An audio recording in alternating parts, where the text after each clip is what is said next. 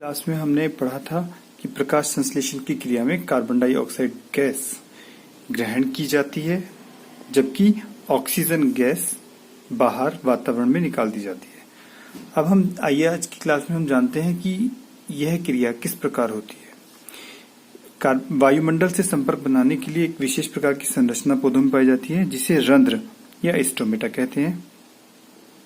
यह पौधों में सामान्यतः पत्ती की निचली सतह पर पाए जाते हैं। आइए हम इसकी संरचना देखें, संरचना को जानें। रंध्र, प्रत्येक रंध्र सेम के बीज के आकार की दो द्वार कोशिकाओं से घिरा रहता है। इसकी आंतरिक सतह मोटी भित्ति वाली होती है, ये आंतरिक सतह है, ये मोटी भित्ति वाली होती है, जबकि बाहरी सतह पतली भित्ति वाली होती है। द्वार कोशिकाएं चारों ओर से सहायक कोशिकाओं से घिरी होती हैं। ये इसकी संरचना है। अब आइए हम इसकी क्रियाविधि जानते हैं। जल अवशोषित करके जब द्वार कोशिकाएं फूल जाती हैं या टर्गिड हो जाती हैं, तब रंध्र खुल जाता है, जिससे जल वाष्प के रूप में तथा ऑक्सीजन वातावरण में मुक्त हो जाती है। इस रंध्र छिद्र द्वारा ऑक्सीजन और जल वाष्प वातावरण में मुक्त हो जाते हैं और उसी समय कार्बन डाइऑक्साइड रंध्र में प्रवेश कर जाती है। जलमुक्त होते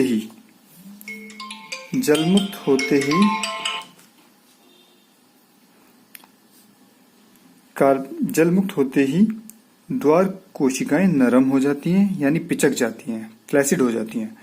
इस स्थिति में इनकी मोटी आंतरिक भित्तियां पास पास आ जाती हैं और रंध्र बंद हो जाता है।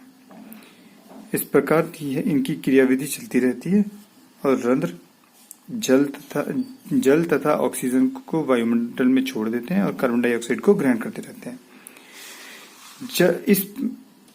इस प्रकार जल का वाष्प के रूप में वातावरण में मुक्त होने की क्रिया को वाष्पोत्सर्जन कहते हैं। जल तथा खनिज लवणों का परिवहन किस प्रकार होता है, आइए इसको समझते हैं। पेड़ पौधों में जड़ों या मूलों द्वारा जल का अवशोषण होता है और जाइलम की सहायता से अवशोषित जल को पौधे के सभी भाग में पहुंचा दिया जाता है। मूलरोम द्वारा जल का अवशोषण परासरण विधि से होता है। परासरण विधि क्या होती है? यह वह प्रक्रिया है जिसमें जल के अणु या किसी विलायक के अणु अपनी अधिक सांद्रता वाले घोल से कम सांद्रता वाले घोल की ओर एक अर्ध पारगम्य झिल्ली की सहायता से गति करते हैं। इस क्रिया को परासरण कहते हैं।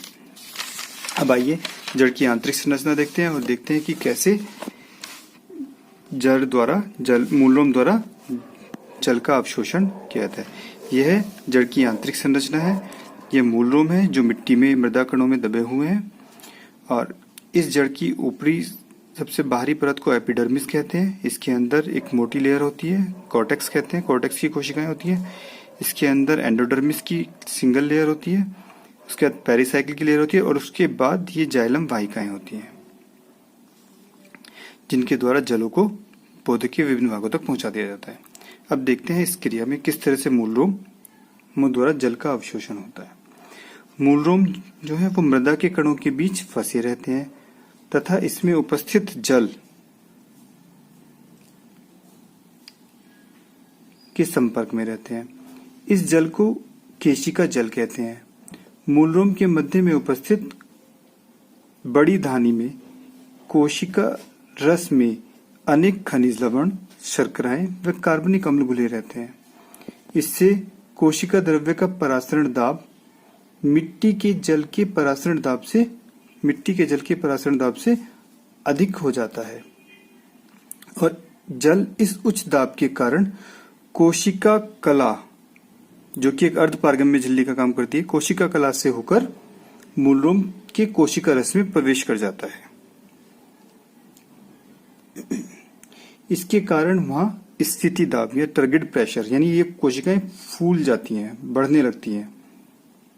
इस दाब के कारण जल कोर्टेक्स की कोशिकाओं में पहुंचने लगता है। जब ये फूल जाएगी तो ये एक प्रेशर डालेगी और ये इसका सारा जल इस कोशिका में आ जाएगा। इस तरह से कोर्टेक्स की कोशिकाएं टर्गिड यानी फूलती जाती हैं और इनकी लचीली भित्तियां कोशिकाओं के अंतः द्रव्य पर दबाव डालती रहती हैं और ये इस तरह से कोशिका जल आगे बढ़ता रहता है।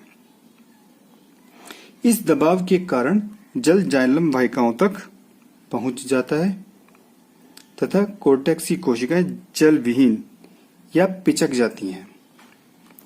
ये कोशिकाएं बाह्य जल को फिर से अवशोषित करती हैं और फिर पुनः फूल जाती हैं और जल को जाइलम वाहिकाओं में धकेलती रहती हैं। यह क्रिया निरंतर चलती रहती है और जल का अवशोषण होता रहता है। यही है मूलरोम द्वारा जल का अवशोषण।